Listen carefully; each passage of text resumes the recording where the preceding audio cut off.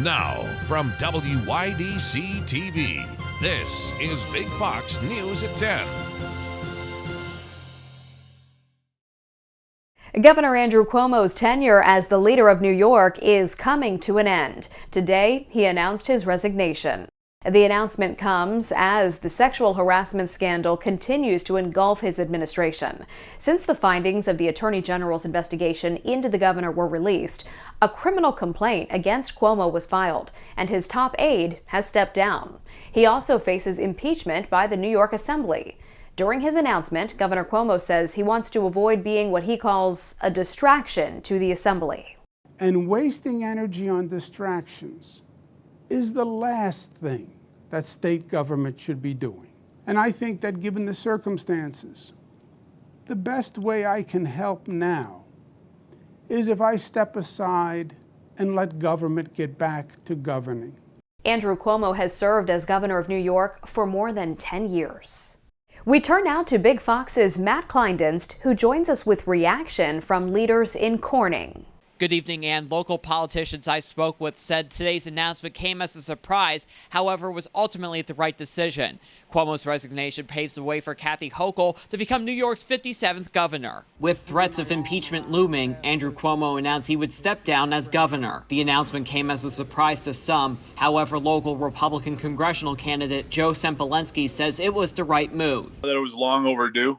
There's a variety of reasons why Andrew Cuomo should have resigned a long time ago. Assemblywoman Anna Kells believes Cuomo's resignation shouldn't wipe away any further investigation into his administration. I still do hope that the impeachment proceedings continue because there are 3 other charges that are being investigated above and beyond the sexual harassment charges. Kells says the documents from the Attorney General's report highlight troubling behavior by the governor that complicates his legacy. The document also highlights a consistent tenure environment that was extremely toxic. And, I think that it has been sobering. Cuomo is set to leave office in 2 weeks, paving the way for Lieutenant Governor Kathy Hochul to finish out his term. Sempolenski hopes the leadership change will get the state moving back in the right direction. So hopefully a new person at the helm, just that alone, will make the state function better. I have complete and total confidence in her ability. Hochul will become New York's first female governor on August 24th. Matt Kleindienst, Big Fox, WYDC in Corning. Hospitals are once again being stretched thin as COVID-19 cases continue to pour in. Administrators at Indiana University Health's Methodist Hospital are facing a number of challenges. Dustin Grove reports. On a sunny day outside IU's Methodist Hospital, Nurse Carrie Malloy says the mood inside is anything but. I am disappointed. It's like a repeat from 2020's April when we just filled up. Across the state, nearly 3 times as many people are now in the hospital with COVID than last month. The number of patients in ICU quadrupled. I just can't believe that people didn't see what happened the first time and now it's happening again. But why? We had a way to prevent this. On CBS's Face the Nation this week, former FDA Commissioner Dr. Scott Gottlieb called out Indiana specifically, saying cases are building here, along with Illinois and North Carolina. And the challenge right now is that the infection is going to start to collide with the opening of school. Everyone thought, we're done. This is over. We're done with this. And we don't need to do this. And we're encouraging you to think very, very seriously about, yes, follow the guidelines, follow the guidelines. Hospital administrators call it a perfect storm of challenges right now. An influx of patients in need of care, and too often a struggle finding enough staff to provide it. I've got 4 rooms there and I got 3 rooms here, not staffed. Last week in Lafayette, Franciscan told us it was down 18 nurses and had to close its palliative care unit because staffing was so short. Nationally, it's just a challenge to recruit individuals, recruit nurses. And in some cases, he says, a challenge to keep those still there. We have staff that are just resigning and saying, look, I can't take this anymore. I can't do this anymore. For now, Carrie Malloy says she's here as long as it takes. For now, I'm in it. I can't leave my coworkers now. As more teachers and children head back to the classroom, the debate over whether to mask up shows no signs of slowing down. Governors in Texas and Florida have even forbidden school districts from putting mandates in place. But with increasing numbers of children hospitalized for COVID, some are willing to risk even their paycheck to defy state orders. Steve Nannis has more. Are you going to bully him into wearing your mask? Protesters gathered outside a school board meeting Tuesday morning in Broward County, Florida, as the district voted to defy an executive order by Governor Ron DeSantis and implement a school mask mandate. We want to take masks off our children. That should be our choice. You choose to mask your children, fine. So far, at least 2 districts in the state say they will. We were advised to start school with all the mitigation factors that we could employ, and masking was one of them. Even with Governor DeSantis doubling down and threatening to withhold superintendent and school board pay if they do. We're going to do whatever we can to vindicate the rights of parents. Some school districts in Texas also pushing back against the same executive order from their governor and say they will require masks for students and staff. If we don't do anything, it could go as many as 2,000 new cases every day by the end of the month. So I felt it was time to step in. Medical experts say the mandates are necessary to keep those too young to get vaccinated safe, with increasing numbers of children being hospitalized with COVID. I'm sorry. I mean, I know people must like to have their individual freedom and not be told to do something, but I think we're in such a serious situation now that under certain circumstances, mandates should be done. I'm Steve Nannis reporting. TSA officials confiscated a loaded handgun from a passenger at the Elmira Corning Regional Airport on Sunday. According to officials, a man was spotted with the gun and his carry-on bag. Upon further inspection, the gun was loaded with 7 bullets, one of them in the chamber. The man will face steep fines. The massive $1.2 trillion infrastructure bill has passed the Senate 69-30. It now goes to the House of Representatives, where it faces an uncertain future. Isabel Rosales is in Washington with a breakdown of the billions set to come to states should it pass, and the major hurdles it first needs to overcome in the House. It's the biggest infrastructure bill out of Capitol Hill since FDR's New Deal. The bill, as amended, is passed. After months of heated negotiations, a rare bipartisan victory in the Senate. Here on this bill, we prove that we can still come together to do big things, important things for the American people. The $1.2 trillion bill aims to send billions of dollars to states for crucial improvements. The American people will now see the most robust injection of funds into infrastructure in decades. Things like roads, bridges, transportation, and broadband internet. But before the bill goes to the president's desk, it needs to pass the House. Speaker Nancy Pelosi says she won't take up the bipartisan bill until the Senate passes the larger social and environmental infrastructure package. We can't let this opportunity pass. Senate Democrats already forging ahead, moving to take up that $3.5 trillion budget resolution. They say invests in families, climate, healthcare, and jobs. We are moving on to a second track, which will make generational transformation. But Republicans and some moderate Democrats balking at the price tag, partisan process, and the failure to address the U.S. national debt. This reckless taxing and spending spree is nothing like we've seen. In Washington, Isabel Rosales. Dozens of wildfires continue to burn across the western U.S., but more resources are in place now to help the crews battling the fast-moving Dixie Fire in Northern California. Jeff Paul has more. The Dixie Fire continues to ravage parts of Northern California. The blaze now stands at nearly 500,000 acres, burning an area larger than the city of Los Angeles. More than 870 structures have been destroyed, and thousands of people have been forced to evacuate. In the small community of Greenville, residents are returning to assess the damage, with some finding their homes gone. There's several times in the last week I've wished I could just go home. And then I remember, you can't go home, there's nothing to go back to. There's a lot of uncertainty for some folks who might not know what the status is of their home or what they're going back to. The Dixie Fire is roughly 22% contained. On Monday, thick smoke began to clear, allowing for firefighting aircraft to return to the skies. CAL FIRE says more than 24 helicopters and 2 air tankers will rejoin the fight after being grounded due to poor visibility. But crews will face another challenge later this week when temperatures return to the upper 90s. Humidity's dropping all the way down into the single digits and teens, so very, very dry and hot air out there. 10 other major fires are now burning in California, and they're sending smoke into parts of Colorado and Utah.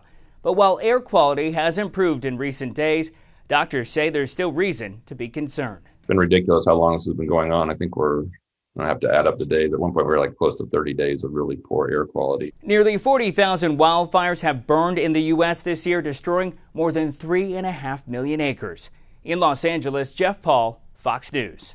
Still ahead tonight, top U.S. health officials continue to say getting vaccinated is the best way to protect yourself from COVID-19 and the highly contagious Delta variant. Having been previously infected is not going to give you the same level of protection as being fully vaccinated.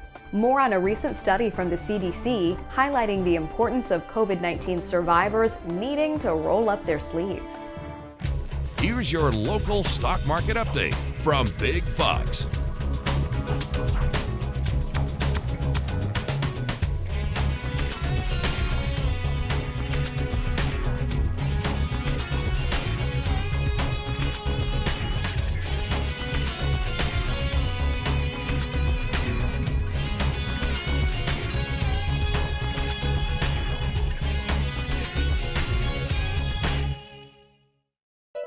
Now, your Twin Tiers forecast from Big Fox.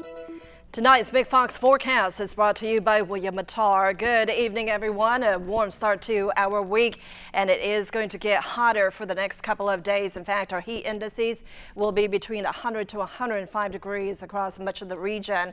And so there is a strong high pressure system building in, and it's just bringing tropical air northward. And so our dew points are in the 70s and stay in the 70s through about Thursday, and then could potentially drop down on Friday as a stronger system moves in. But we're going to have to deal with this tropical air for at least a couple of days. So here's a look at your hour-to-hour planner for tomorrow at lunchtime.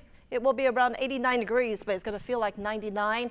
We do warm up into the lower 90s by the early to mid-afternoon.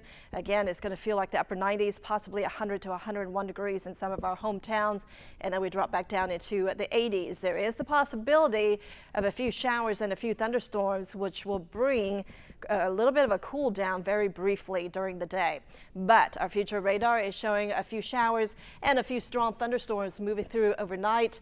As we head into tomorrow, starting off with mostly cloudy conditions, a few isolated showers here and there from Corning to Elmira by 1 o'clock in the afternoon. And this will give way to a little bit drier conditions by 7 o'clock in the evening. And then on Thursday, even though we'll start off with partly cloudy skies, there is the possibility of rain late in the day, and there could be a few strong thunderstorms as well that could potentially bring some heavy rain. And then on Friday, that next storm system arrives, and the rain will be a little bit more widespread. Again, some of these thunderstorms could bring some heavy rain given how tropical air has been. So by 4 o'clock in the afternoon on Friday, as the system drives through, we are expecting a few scattered showers and a few thunderstorms. So for this next rainmaker, it is going to help to bring a little bit drier air in. It's not going to be quite as humid, and so it's going to start to feel a little bit more comfortable by this weekend. But again, we're going to have to wait a few days before that dry and cooler air arrives.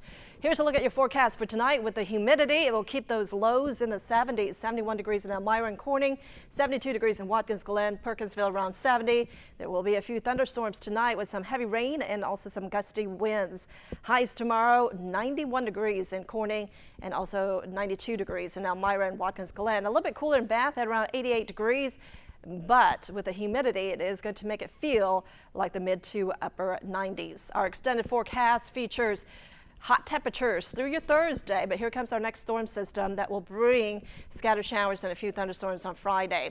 Over the weekend, a little bit drier conditions, or at least not as humid conditions, and highs will only be in the upper 70s, so it's going to feel a little bit more bearable. Top U.S. health officials continue to say that getting vaccinated is the best way to protect yourself and others against COVID-19 and the highly infectious Delta variant. But a recent study from the CDC highlights the importance of COVID-19 survivors needing to roll up their sleeves. Mandy Gaither explains in today's Health Minute. It's not a new recommendation. For months, top U.S. health officials have advised everyone who's eligible to get fully vaccinated from COVID-19. Partial data from the CDC now suggests that more than 99.99% of fully vaccinated people have not had a severe breakthrough case. I think all of us would want the vaccination numbers to be a lot higher in the sense that we know we need a lot more community immunity. In a June Gallup survey, one of the reasons Americans cite for not wanting the vaccine is the belief that they're protected because they already had COVID-19. Having been previously infected is not going to give you the same level of protection as being fully vaccinated. A new study by the CDC suggests those who got COVID-19 in 2020 and didn't get vaccinated were more than twice as likely to be reinfected in May or June of 2021 compared with people who contracted the virus but were later fully vaccinated. My advice to everybody who's been previously infected is that you need to get vaccinated because you're going to see a lot more breakthrough infections. The evidence on this is actually pretty clear. You're going to get a lot more infections if you're not vaccinated than if you are. It's still unclear how long natural immunity lasts in those who have recovered from COVID-19, but the CDC says there's no minimum time to wait between recovery and getting vaccinated. For Health Minute, I'm Mandy Gaither. Residents at a Miami apartment building suddenly found themselves homeless overnight. That's after they were told to evacuate because officials deemed the building unsafe.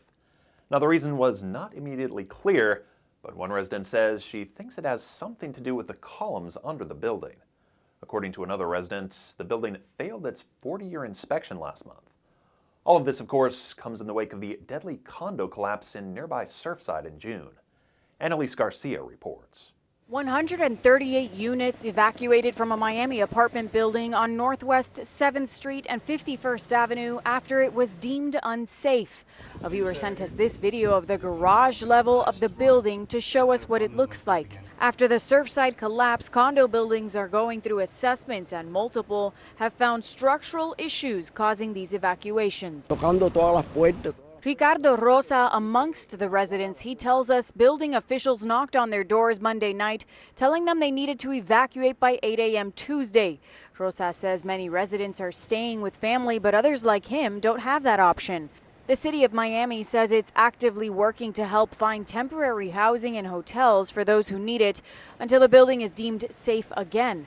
Commissioner Diaz de la Portilla's team is also helping these people. His chief of staff tells us about 70 families are using the lodging offered by the city. Our cameras rolling as residents continuously made trips to and from their apartments, loading up their cars with anything they can grab from their homes. Building officials inspecting the garage level, assessing the current situation. Police in San Jose, California arrested 3 suspected violent criminals last week following an extended investigation. They seized illegal weapons and drugs in that bust, but they also made a surprising discovery: a missing French bulldog and one of her 4 puppies. Dustin Dorsey has the story. With an excited pant and a speedy run, Gucci, the French bulldog, is reunited with her owner once again. She was stolen along with her 4 puppies from her owner's home in San Jose in February. Last week, Gucci and one of her puppies were found by San Jose police. These are the investigators posing with the happy pups. The dog's owner does not want to be identified, but he says he's happy to have them back home. San Jose police and the district attorney's office found the dogs as part of an investigation into 3 suspected gang members. Police arrested the 3 and say they were linked to multiple serious crimes in the city. For us, it's a big win. I mean, these 3 suspects are responsible for over 10 violent crimes in our city. Those crimes range from violent carjackings to robberies, various shootings that they were associated with as well as a burglary. In addition to the dogs, this is what police seized: equipment used to manufacture and assemble ghost guns, illegal high-capacity magazines, a ballistic vest, narcotics, and a fully automatic handgun, just one of the illegal guns police obtained. SJPD Public Information Officer Sergeant Christian Camarillo says the department is happy to get the illegal weapons and drugs off the streets, but still wants to bring the 3 remaining lost puppies home to their owner. I myself own a French bulldog. I know how much these dogs mean to their owners. Very, smart dogs. Obviously, he's happy, he's relieved, but at the same time, this isn't done yet. There's 3 puppies out there that the owner would like back. AMC is planning to start accepting Bitcoin as a form of payment. The movie theater chain said on an earnings call it's rolling out technology that will allow customers to buy tickets and concessions using the cryptocurrency online. The company's CEO says that same capability will also allow AMC to accept Apple Pay and Google Pay.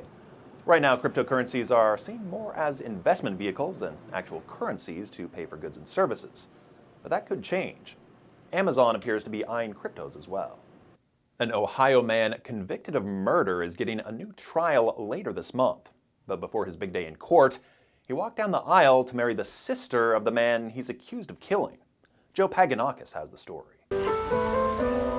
Yesterday, Crystal Strauss became Crystal Teigen, marrying John Teigen at his Cleveland home, marrying a man who was originally convicted in Cuyahoga County Court of killing her brother, Brian McGarry, back in 1987. I love him. Obviously, if I didn't love him, I would not be sitting here with him. After 32 years behind bars, in June, Cuyahoga County Judge Dick Ambrose threw out Teigen's murder conviction and granted him a new trial after Teigen's defense attorney submitted dozens of crime photos and police reports that weren't seen in the original trial. That's when Crystal wrote a letter to Teigen, who was still behind bars, offering her forgiveness and belief that he didn't kill her brother.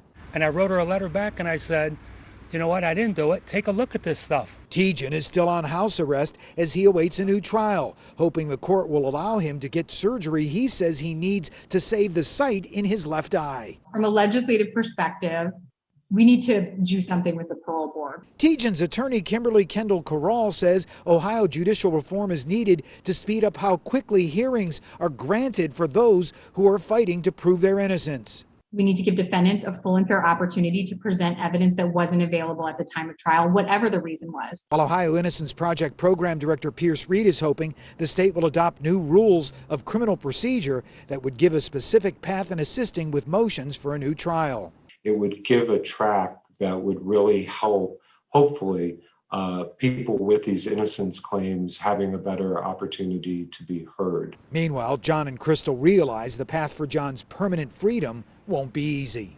We'll get through this. It's going to be challenging. There's no doubt about it. We want to leave you with a smile tonight. A famous herd of wild elephants is getting close to home after traveling hundreds of miles. Drones have been following their trek across China. The group of Asian elephants has become an internet sensation. They set out from a nature preserve last year, and now they're closing in on their original habitat in a southwestern province. Police have been deployed to close roads and escort the herd. Listed as endangered, Asian elephants have special protection in China. Thanks so much for joining us. Have a great night.